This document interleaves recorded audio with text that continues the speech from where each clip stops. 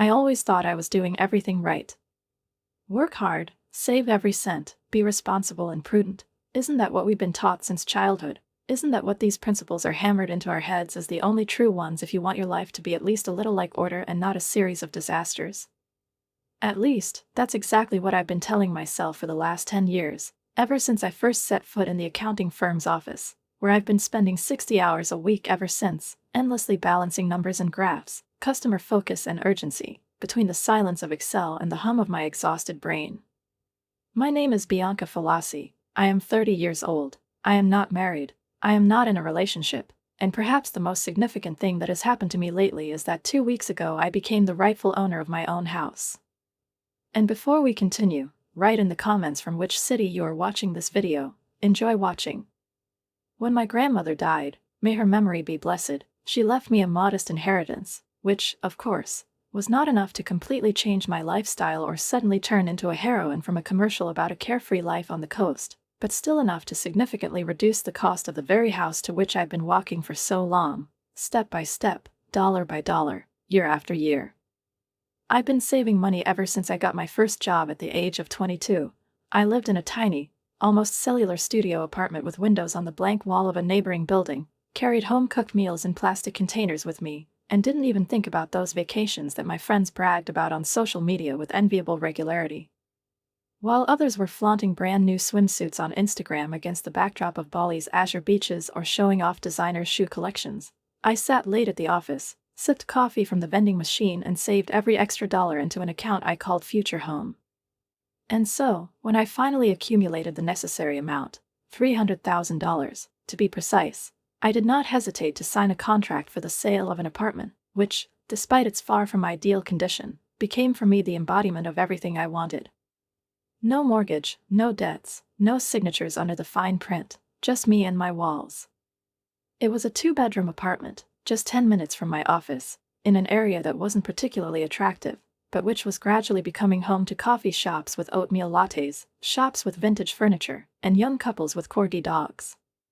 The previous owners, as it turned out, had a rather specific taste, the eye-popping floral wallpaper, which seemed to compete with each other and who would cause me an attack of claustrophobia faster, and the kitchen, which recalled the era of the late 90s, in which even the hood seemed tired of life. But I didn't care. I decided to do the repairs myself, not out of any particular enthusiasm, but for the sake of economy. In the evenings, I watched educational videos on YouTube, where cheerful men in aprons and with nails in their teeth explained how to properly plaster walls and install sockets. It was at that moment, when I was standing in an old t-shirt, peeling off a particularly stubborn piece of wallpaper with roses that looked like strange spots, that my phone rang. Mom's name appeared on the screen. "Bianca, dear, I need you to come to a family meeting next Saturday," she said with that fake, casual intonation she uses when she's up to something and doesn't want me to figure it out too early. A family meeting? What's happening? I asked, leaving the wallpaper alone and brushing the dust off my palm. Oh, it's a surprise. Just be here by 4. And grab one of those chocolate cakes of yours from the bakery next to your new home, she continued in her typical manner, ignoring my questions. Mom, seriously, what's going on? I pressed down on the phone suspiciously. Just a little family meeting. Your sister will be with David. I invited aunts, uncles, and all the cousins. It gave me an internal chime. There are too many people for a small meeting. Mom, it's a secret, Bianca. Surprise. Just be here, and without waiting for an agreement, she hung up the phone. I just sighed and went back to the wall. Whatever drama my mother was planning, it could wait. I had wallpaper and a renovation plan. My younger sister Mimi was 3 years younger. She was 27, and she had been dating David for several years, a guy with a pointed chin and a tattoo in the shape of a swallow. They rented an apartment in the center, where the rent was rumored to exceed my monthly budget. Unlike me, Mimi has always been able to go with the flow. She was a cheerleader in high school, and I was in the library getting ready for a debate. She dropped out of college to find herself, and I graduated with honors and graduated with an accounting degree. And no matter how unfair it was, our parents seemed to not only accept it, but also welcome it. When we both graduated, Mimi had a graduation party with a rented tent, live music, and a seafood table, and I celebrated my graduation with dinner at the Olive Garden, where the waiter mistakenly mixed up my order. When I was 16, I was given a used bike, and a year later Mimi got a car for her birthday. When I asked why, they told me that Mimi needed support, because she had an active social life, unlike me, a humble library volunteer who spent weekends with books and tables. But I wasn't the type to make a scene. I just worked harder, saved more, and proved to myself and everyone around me that I could do it on my own. A week flew by unnoticed as I continued to work on my apartment, and there was something surprisingly soothing about this almost monotonous but surprisingly therapeutic process, when the brush slides along the wall, leaving a smooth strip of paint behind it, and traces of someone else's taste disappear under my hands, as if I were erasing the past to leave only my own. I managed to remove all the wallpaper, which the previous owners probably admired, and start priming the walls for painting, with each stroke getting closer to the image of the house that I had been nurturing in my thoughts for years, bright, spacious, one where the air smells not of other people's stories, but the beginning of something new. The sense of accomplishment that I felt as I watched my progress was not just the satisfaction of physical work, but also something deeper, as if I were proving to myself that I could build a space around myself, without outside help, without anyone's instructions, only by my own will and desire. When Saturday came, I woke up early, at dawn, when the sunlight was just beginning to creep through the blinds, and sipping strong black coffee, hastily eating toast with avocado, I decided to finish painting the living room before going to my parents', as instructed. I went into the bakery on the corner, the one where they already recognized me by name, where the window is full of cakes, and the smell of vanilla and fresh bread spreads down the street, and bought a chocolate cake with cream icing, the one that my mother especially loves, with a slightly moist sponge cake and a subtle bitter note in the filling, causing Shia's nostalgia.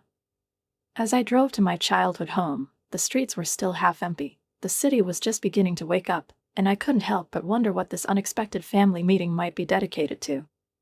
My parents' house, a 2-story, light-colored siding with carved shutters and a wide porch, still stood at the end of the street, as if frozen in time. It was my grandmother's house, which she left to Mimi and me, and, of course, we allowed our parents to continue living there without hesitation, simply because it could not be otherwise. There were too many memories in it for either of us to make a different decision, and even though these memories were as different as light and shadow, they still contained a part of ourselves. As I drove up, I noticed that several cars were already lined up along the street. I immediately recognized Uncle Alonso's truck, a silver one with a scratched bumper, Aunt Karen's minivan with a bright ribbon-shaped magnet on the back window, and Cousin Derek's motorcycle, leaning casually against the garage, as always. Whatever was happening, it was clearly something significant, because a rare event could bring everyone together without prior arguments and exhortations. I took a deep breath, feeling my heart race, grabbed the cake box and walked down the stone-paved path to the door, where something more than just a family dinner was waiting for me. "Bianca is here!" My mother exclaimed from the depths of the house, and her voice, strained and cheerful, as if voicing a previously memorized line, echoed down the corridor. She came out to meet me, hugged me instantly, as if she was afraid I would disappear, and took the box from my hands. "The perfect time. We're just about to sit down," she added, heading into the living room. I looked around. Mimi and David were sitting on the couch, huddled together. He was whispering something in her ear, and in response she was bursting into a smile that made her eyes glow with almost theatrical happiness. Dad was talking to Uncle Alonso in the corner, quiet and serious as always when the topic got personal. Aunt Karen and my cousins were already on their way to the dining room, talking animatedly among themselves. "What's going on?" I asked Mimi, coming closer. She turned to me with a mysterious smile and whispered, "You'll see." This, of course, did not help my growing sense of anxiety, but only added to the tension. I followed the others into the dining room, where Mom had set the table with her festive dishes, the fragile china with a thin gold border that was usually only available on Thanksgiving and Christmas, and that meant one thing: something important was about to happen, something that would change the usual course of events. I sat down next to Cousin Derek, who looked as puzzled as I was, and whispered, "Do you know what's going on?" He shook his head, took a sip from his glass, and said, "I have no idea. Your mom just said that there is important news." The food began to be distributed around the circle: stewed meat with thick sauce, mashed potatoes with garlic, crispy green beans, and my cake, which was solemnly placed in the center of the table as the crowning achievement of the feast. Everyone was making small talk, smiling tightly, discussing the weather and work, but carefully avoiding the main topic, as if there was an elephant in the room whose presence no one dared to mention. Finally, when everyone had filled their plates, Mom got up from the table, tapping her spoon on a crystal glass, her personal signal for a toast or an announcement. "I want to thank you all for coming today," she said, her eyes sparkling and her smile too bright to be casual. "We have some great news that we want to share with all of you." She stood at the head of the table, turned to Mimi, and her face lit up with pride. "Our dear Mimi is pregnant," she announced, and the room immediately exploded with cheers, delight, and clapping. Congratulations poured in from all sides. Mimi blushed, and David hugged her, squeezing her shoulder and looking at her with love. "And they'll get engaged," Mom added, beaming. "Wedding plans will follow soon." I clapped along with everyone else, genuinely happy for my sister, despite all that had separated us in the past. "Congratulations, Mimi," I said, smiling at her across the table. But Mom wasn't done yet. She met Dad's gaze, then Mimi's, and after taking a half step forward, she turned back to me with that expression on her face that sent a chill down my spine. "That's not all," she said, and her voice cut through all the remaining conversations like a knife. "We have another announcement." The room went quiet. All eyes were on me, as if my next words or even movement could somehow change the trajectory of the entire conversation, and maybe even the entire family dynamic. Mom looked at me expectantly, her eyes flashing with a triumphant light that mixed expectation, pressure, and something almost arrogant.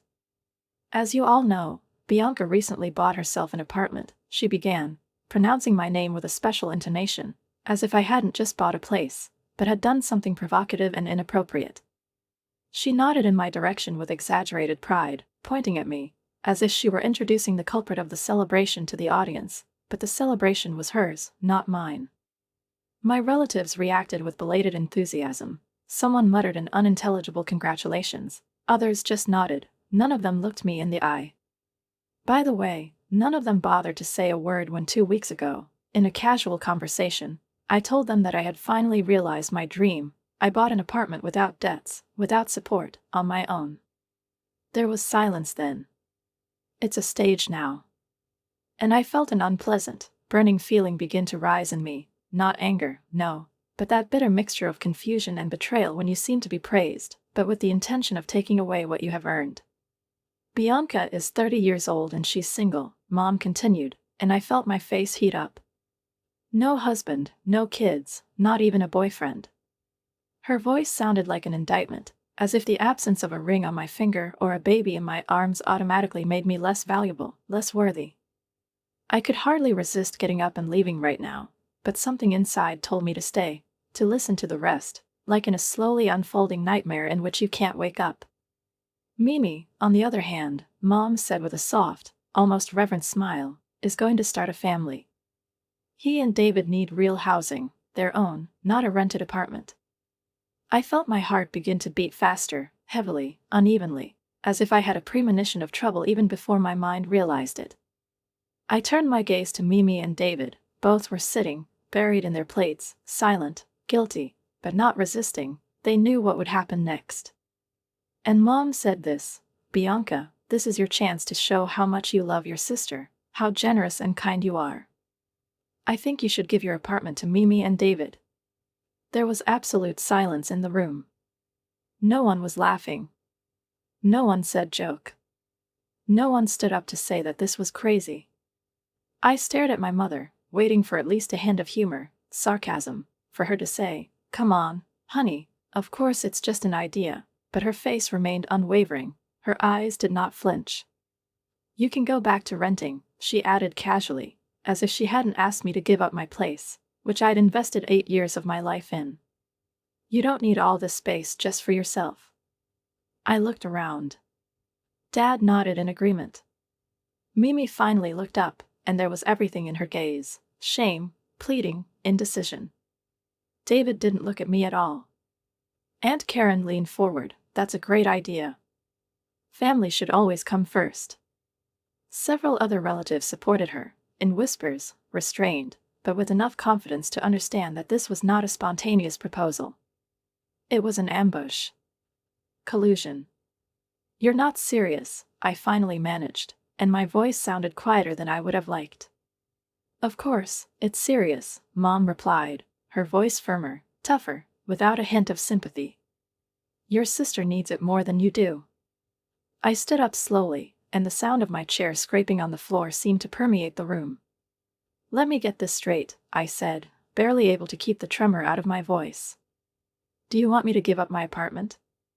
The apartment I've been saving for 8 years, working 60 hours a week. Which I bought thanks to my grandmother's inheritance and my own discipline. Do you want me to just give it back? Because Mimi got pregnant? Bianca. Dad began, his voice tired, almost pleading. Don't be selfish, he added. I laughed, but it sounded strange, harsh, empty, like a gunshot in the silence. I worked for this apartment. Every penny is mine. No one helped me. Never. But Mimi needs. Mom began. No, I interrupted. No. I'm not giving Mimi my apartment. It is mine. I deserve it. Mimi burst into tears, pressing her hand to her still flat stomach, as if protecting it from my words, from my rejection. David gave me a look of disdain, as if I had refused to share bread with a hungry child. How can you be so heartless? My mother asked, her face flushed with anger. This is your sister. Can you explain how you can ask me to give everything I've worked for so many years? I was no longer trying to be calm. Why doesn't Mimi work and save money like I do? Whispers swept across the table, relatives whispered among themselves, someone looked away, someone shook his head. You've always been like this, Mom spat. I've always thought only of myself. I'm not giving her my apartment, I repeated, now firmly, clearly, without a shadow of doubt. End of discussion. What happened next still comes back to me in slow motion, frame by frame. Mom grabbed a chocolate cake, the one I had brought at her request, her favorite, decorated with swirls of icing, a cake that stood untouched in the center of the table, and, with unexpected force, with a fury that I had never seen in her before, threw it at me.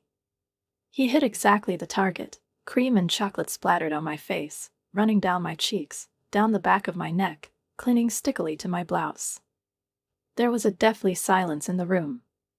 I stood there, slowly wiping the cream from my eyelashes, letting the pieces of cake fall to the floor. I looked at my father, at Mimi, at David. None of them looked shocked. No one rushed to me.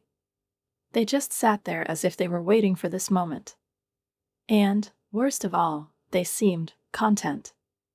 Without saying a word, I grabbed my purse and keys and left, not even bothering to wipe the traces of chocolate cake from my face and clothes, settling heavily in a sticky mass on my collar, tangled in my hair, soaked into the fabric of my blouse, like a mark of humiliation that I carried on myself as evidence that my boundaries, my feelings, my pride wasn't just ignored, it was trampled on the floor with such calmness and confidence, as if that's the way it should be. Behind me, I heard screams. Mom's voice, harsh and filled with contempt, shouted after me, selfish. And Dad, with the same disappointed tone I heard when I was a kid when I brought home a 4 instead of a 5, added, we have to disown you. And Mimi, choking with tears, sobbed, how could you do this to me? I walked to the car without looking back, got behind the wheel, and my hands were shaking so much that I could barely turn the key in the ignition. They wouldn't obey me, either out of anger or from shock, or from overwhelming impotent resentment.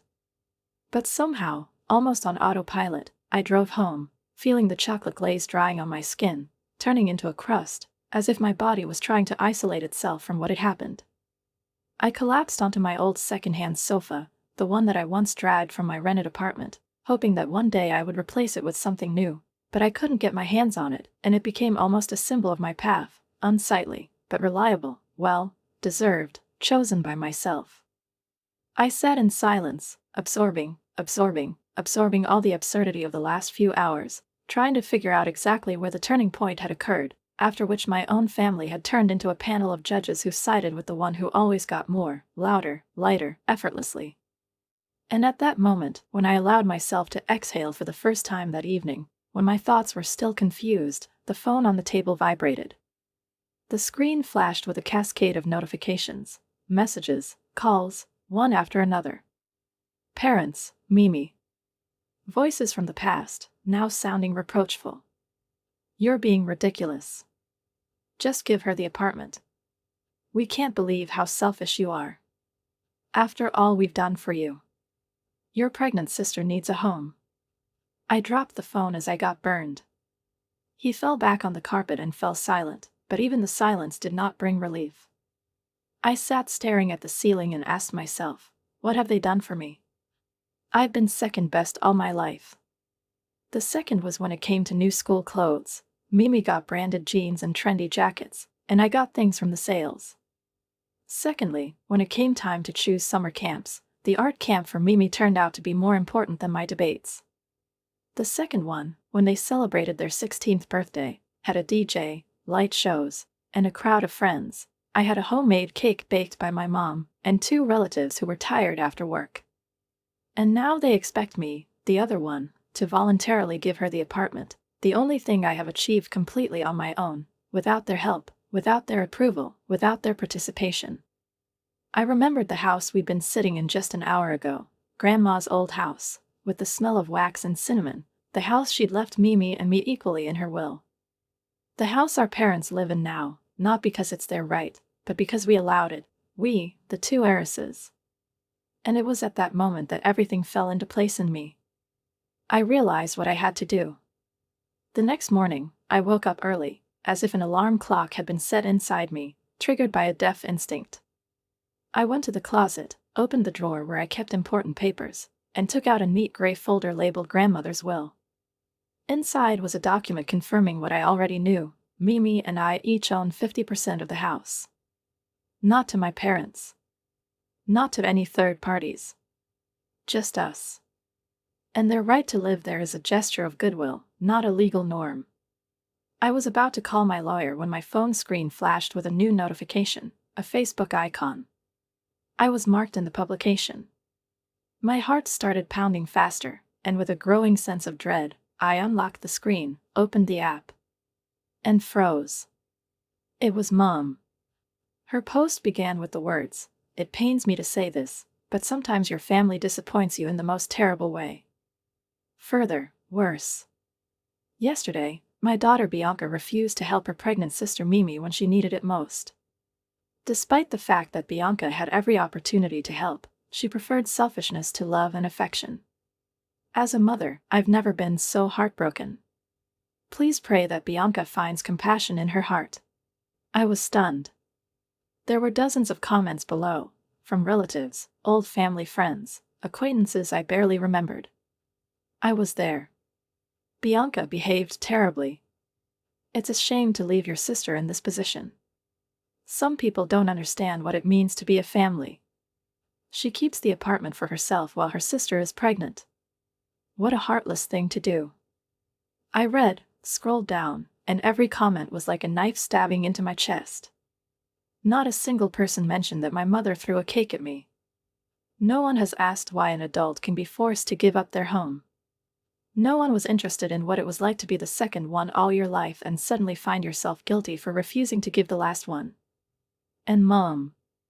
My mother liked these comments. She answered the most caustic questions. She supported every attack. She didn't just launch a wave of shame against me, she launched a campaign that was public, insulting, and deliberately destructive. And at that moment, somewhere deep inside, something broke in me. Something I was still holding onto was the last thread that connected me to the illusion that I owed this family.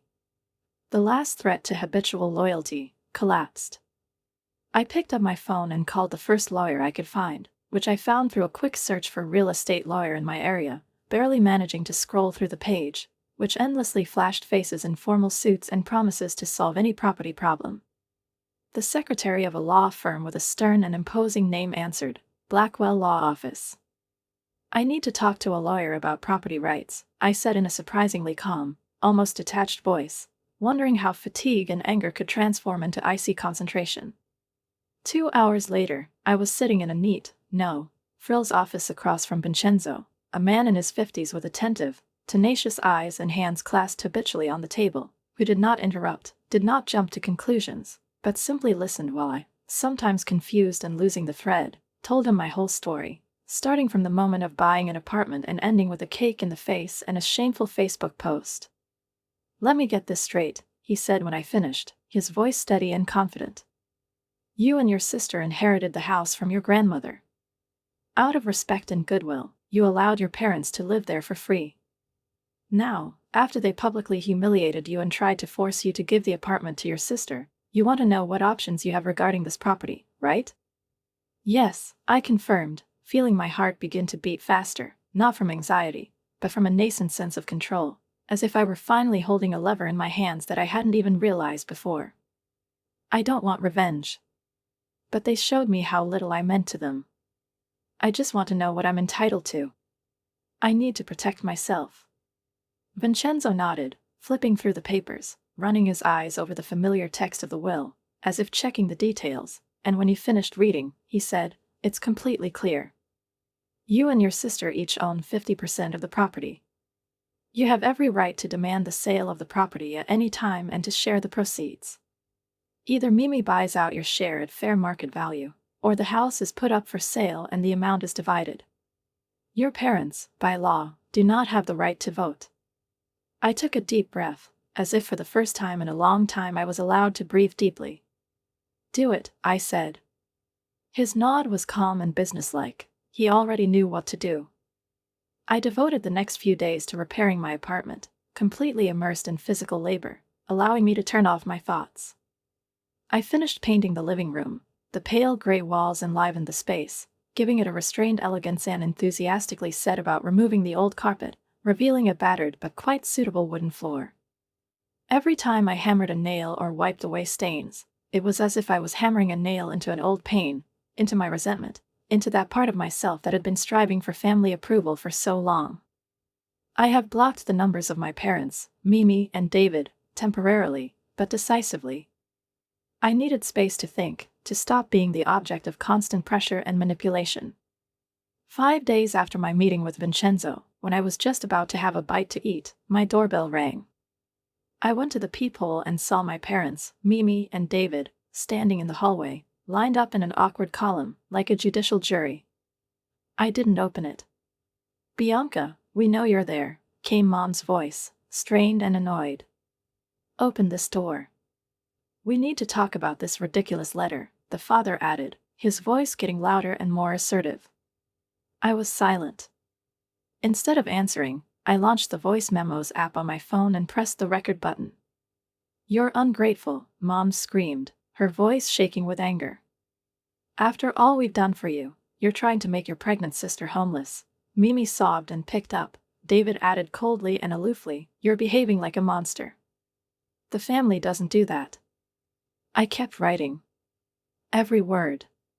Every threat. Every reproach. Everything they threw at my door for almost 15 minutes, until finally they gave up and left, leaving behind an oppressive silence and a chill settling on my heart. The next day, I forwarded the audio file to Vincenzo. He called back almost immediately.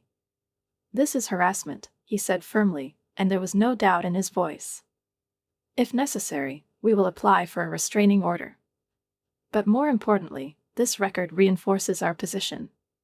They are clearly showing hostility. The court will see it." A week has passed. I continue to work on my apartment, while mentally preparing for the next stage. And then the bell rang. Vincenzo said, "Your parents' lawyer contacted us. They want to try mediation." The meeting was scheduled for next Monday at Vincenzo's office. I arrived early, dressed in my most businesslike outfit, a navy blue suit with straight lines, gathered hair, stud earrings, and a steady gaze. I wasn't going to make excuses. I wasn't going to apologize. Vincenzo greeted me with a slight smile, gave me his hand, and opened the door. "Remember, you have every legal right. Don't let them make you feel guilty." I nodded. They came in a few minutes later. My parents, Mimi and David, accompanied by their lawyer, a sleek man with a folder in his hands and an arrogant expression on his face. Mom walked past me, throwing, "Traitor," hissing like a snake. I didn't answer. The family's lawyer spoke first. He outlined the so-called facts. My parents' lawyer began in an even, almost sympathetic tone, arguing that selling the house would create unjustified difficulties for our family, that my parents were old and unlikely to be able to adapt to the move, especially when Mimi, their youngest daughter, was in a vulnerable position, expecting her first child, surrounded by worries, and that the moral it is the duty of the eldest daughter to facilitate this transition, not to create obstacles. His speech was structured with dexterity, which showed not only legal training, but also knowledge of human weaknesses, which he skillfully pressed: guilt, duty, memory of the past.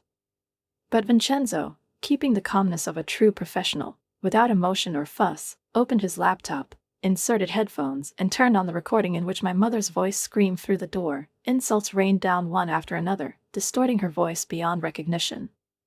Then came the cutting of screenshots with comments on social networks, where they called me a monster, a traitor, and even hinted that I needed the help of a psychiatrist. All this was a clear proof of their true attitude towards me, not as a daughter worth supporting, but as a source of resources that they considered their property. After almost 2 hours of negotiations, alternating with technical breaks, exchanges of legal formulations and restrained views, the lawyers held a confidential meeting in the next room.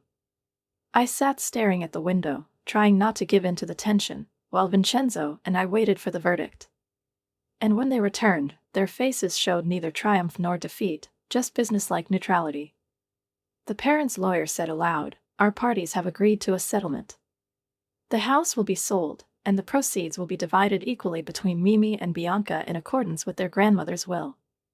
The silence lasted for a few moments, and suddenly my mother, who was sitting opposite, began to cry. Her face turned red, and her shoulders trembled from pent-up emotions. She jumped up and, sobbing, said, "Please, Bianca," the voice quavered. "We are your family.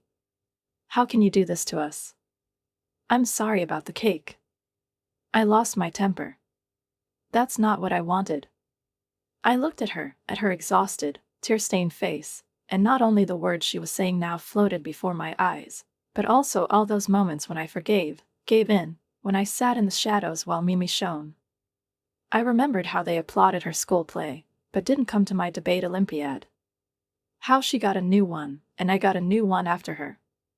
How they didn't hesitate to humiliate me in front of my whole family and in front of my friends on the internet, without giving me a chance to respond. And so, when I finally spoke, my voice was quiet, but firm as granite: "The house will be sold. This is final." Vincenzo nodded and began to draw up an agreement, and for the first time I felt a feeling breaking through the veil of resentment and heaviness inside. I did the right thing. I defended myself. While we were waiting for the paperwork to be completed, I could almost feel the tension, hatred, and irritation emanating from my family members concentrating in the air around me, heavy and sticky, like smog. But I didn't care. For the first time in my life, I didn't care. I was no longer playing the role of a comfortable daughter. I wasn't hiding behind a mask of submission. I was just me. 2 months passed in a rush of legal procedures, endless signatures, visas, checks, organizational matters, which were now handled by the real estate agent, and regular reports from Vincenzo. The house sold faster than we expected, the market was favorable, the area was in demand, and the buyers were not long in coming. After all the deductions, taxes, fees, registration, a little over $175,000 was credited to my account, and Mimi received the same amount. Everything was fair, according to the law, according to the will of the grandmother.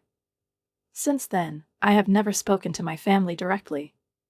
All issues were resolved strictly through lawyers, in a businesslike and dispassionate manner. One day, at the final meeting, I asked Vincenzo, "What's going to happen to them now?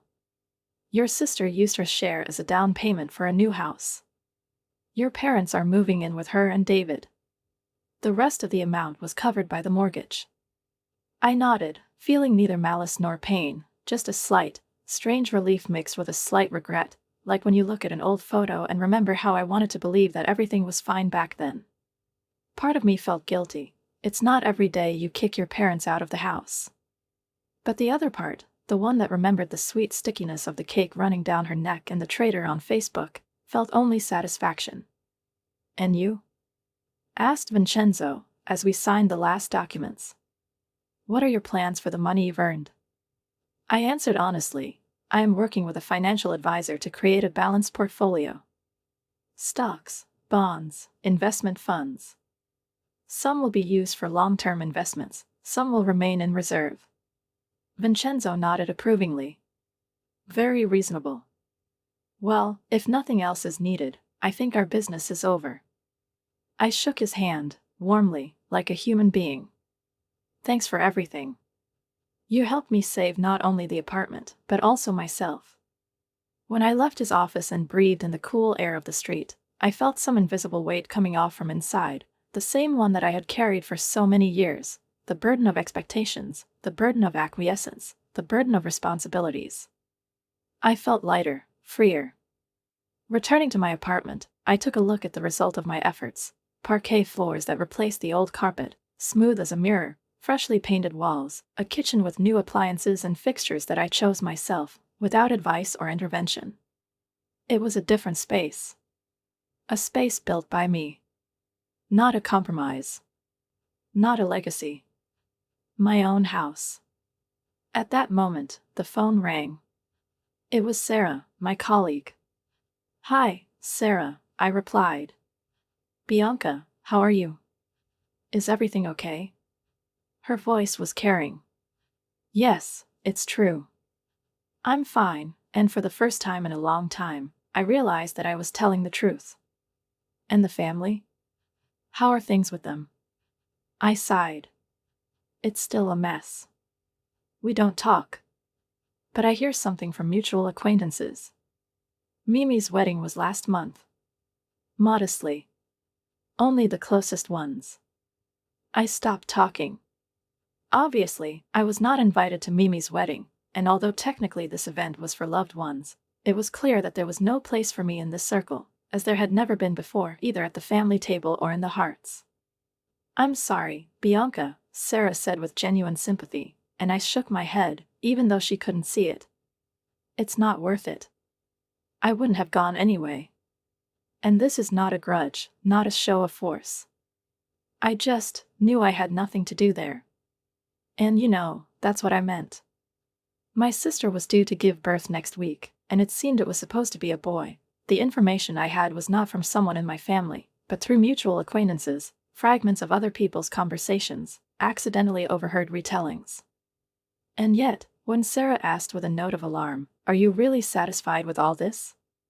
Not seeing my nephew, I thought for a moment. He'll grow up thinking that I'm the villain in some cheap family drama, a character who is credited with greed, callousness, and a cold heart. They will tell him that his terrible Aunt Bianca did not want to give up the apartment and thus forced them to sell the house, forgetting to mention how all my life I was treated as second class, as something convenient, replaceable, insignificant. They won't tell him how Mom threw a cake at me. They won't tell you how your father turned away. They won't tell me how Mimi and David looked at me, as if I had deprived them not of their apartment, but of the happiness to which they had an innate right. Sarah paused, as if choosing her words. Families are difficult, she finally said. That's putting it mildly, I laughed, but there wasn't a drop of fun in that laugh, just fatigue. The thing is, Sarah, I continued, I don't think they've ever really seen me as part of the family. I've always been someone useful. Someone whose efforts can be taken advantage of. Who can be sacrificed for convenience. Not my daughter. Not my sister. Not a person, but an opportunity. Sarah fell silent again, and in that silence I heard more than in her longest answers. Do you think you'll ever make up with them? She finally asked. No, I replied without thinking. Not if they don't admit what they've done. Not if they don't really apologize. And I know that this will never happen. They're not like that. They don't know how to admit guilt. My parents have always preferred Mimi. It seemed natural to them. They won't wake up one day and realize their mistakes. Especially in my 60s. When I hung up, the room went quiet. I went into the kitchen, poured myself a glass of dry wine and went out onto the balcony. The sun was setting, turning the sky shades of peach, copper, and crimson. This natural spectacle was playing out in front of my eyes in utter silence, and it was at this moment that I realized what I value most in this life: the opportunity to be alone, without stress, without having to prove my worth. 6 months ago, if someone had said that I would so calmly move away from my whole family, I probably would have been scared. I would have felt empty, lost. But now, I felt peaceful. Not because it was easy, but because I made the right choice. The phone beeped again. A message from another mutual friend. Mimi gave birth. 7 pounds, 6 ounces. Everyone is doing well. I stared at the screen for a long time, waiting for my heart to tremble, for a wave to rise: sadness, resentment, anger, nostalgia, whatever. But nothing came. Only a distant realization of the fact, as if I had heard that one of my colleagues had become a parent, is pleasant, but it does not concern me personally. I knew they were all living together now: Mimi, David, the baby, and my parents, in a new house bought with Mimi's share and squeezed into a 30-year mortgage that they would pay off until retirement, if they could pay it at all. But I couldn't find any regret or sympathy in myself. Because they made their choice. They showed me clearly and loudly where my place was in their hierarchy: not next to, not among, but below. Not as a daughter, sister, or aunt, but as a resource, like a purse, as I thought that very day when the sweet cream was running down my face. The apartment was quiet when I returned from the balcony. This silence might have seemed lonely, even empty, to someone else, but for me it was precious. She was mine. Every corner of this space spoke about my choice, about my strength. The walls that I painted myself, the floors that I sanded and varnished myself, the kitchen that I built from scratch, all this was not just the result of renovation. It was the epitome of my independence, my boundaries, my ability to say no.